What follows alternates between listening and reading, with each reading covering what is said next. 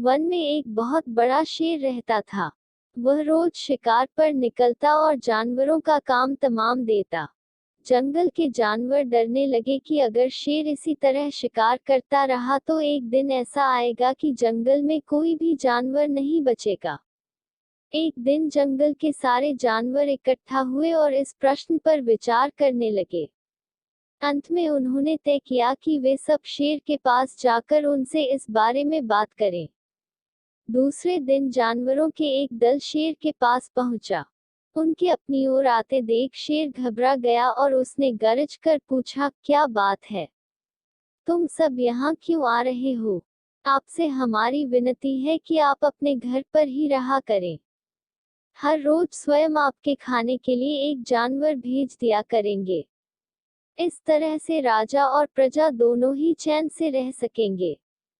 शेर को लगा कि जानवरों की बात में सच्चाई है। उसने पल भर सोचा, फिर बोला, अच्छी बात है, मैं तुम्हारे सुझाव को मान लेता हूँ। उस दिन से हर रोज शेर के खाने के लिए एक जानवर भेजा जाने लगा। इसके लिए जंगल में रहने वाले सब जानवरों में से एक एक जानवर बारी बारी से चुना जाता था। कुछ दिन बाद खरगोशों की बारी भी आ गई। शेर के भोजन के लिए एक नन्हे से खरगोश को चुना गया। वह खरगोश जितना छोटा था उतना ही चतुर भी था। खरगोश धीरे धीरे आराम से शेर के घर की ओर चल पड़ा। जब वह शेर के पास पहुंचा तो बहुत देर हो चुकी थी। भूख के मारे शेर का बुरा हाल हो रहा था। जब उसने सिर्फ एक छोटे से खरगोश को अपनी ओर आते देखा तो गुस्से से बौखला उठा और गरज कर बोला, किसने तुम्हें भेजा है? एक तो पिद्दी जैसे हो, दूसरे इतनी देर से आ रहे हो। जिन बेवकूफों ने तुम्हें भेजा है मैं उन सबको ठीक करूंगा। एक एक का काम तमाम न किया तो मेरा नाम भी शेर नहीं। नन्हे खरगोश ने आदर से जमीन तक झुककर, महाराज, अगर आप कृपा करके मेरी बात सुन ले तो मुझे या और जानवरों को दोष नहीं देंगे। वे तो जानते थे कि एक छोटा सा खरगोश आपके भोजन के लिए पूरा नहीं पड़ेगा, इसलिए उन्होंने 6 खरगोश भेजे थे। लेकिन रास्ते में हमें एक और शेर मिल गया। उसने 5 खरगोशों को मारकर खा लिया। यह सुनते ही शेर दहाड़ कर बोला, तुमने उसे कहाँ देखा?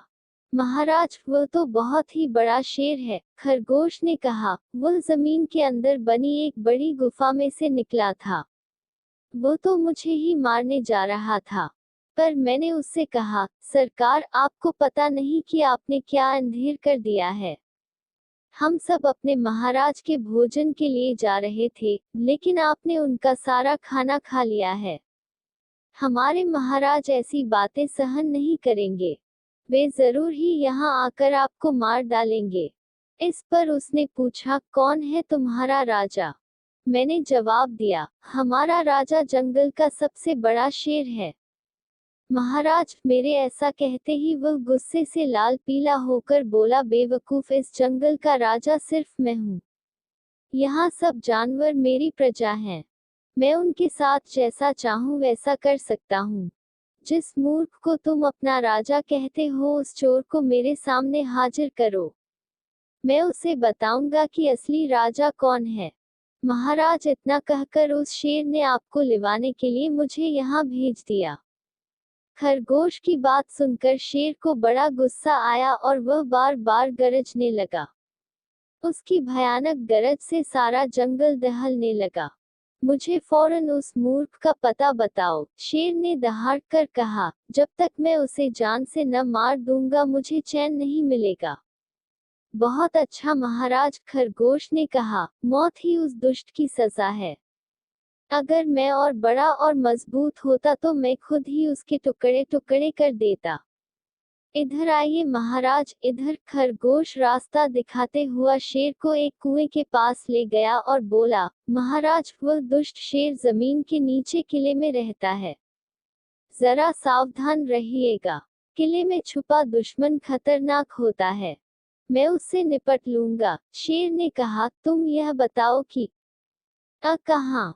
पहले जब मैंने उसे देखा था तब तो वह यहीं बाहर खड़ा था। लगता है आपको आता देखकर वह किले में घुस गया। आइए मैं आपको दिखाता हूँ। खरगोश ने कुएं के नजदीक आकर शेर से अंदर झांकने के लिए कहा। शेर ने कुएं के अंदर झांका तो उसे कुएं के पानी में अपनी परछाई दिखाई दी। परछाई को देखकर शेर जोर से दहाड़ा।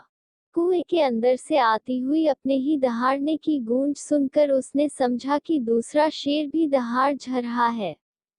दुश्मन को तुरंत मार डालने के इरादे से वह फौरन कुएं में कूद पड़ा। कूदते ही पहले तो वह कुएं की दीवार से टकराया, फिर धड़ाम से पानी में गिरा और डूबकर मर गया। इस तरह चतुराई से शेर से छुट्टी पाकर नन्हा खरगोश घर लौटा। उसने जंगल के जानवरों को शेर के मारे जाने की कहानी सुनाई। दुश्मन के मारे जाने की खबर से सारे जंगल में खुशी फैल गई।